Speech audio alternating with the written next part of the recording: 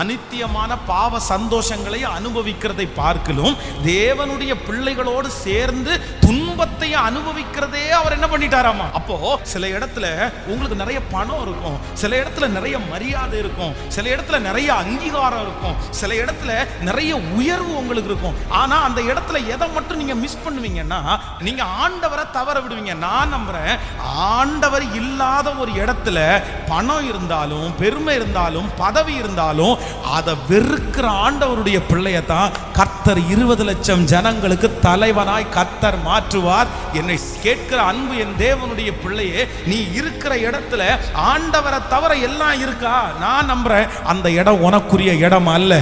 ஆனா அதே நேரத்தில் ஆண்டவர் அந்த இடத்துல இருக்கிறாரு. வேற எதுவுமே இல்லைன்னு நினைச்சாலும் கர்த்தர் அதே இடத்துல உன்னை அலங்கரித்து பலப்படுத்தி உயர்த்தி உன்னை மகிமையாய் கொண்டு வருவதற்கு வல்லவராய் இருக்கிறார்.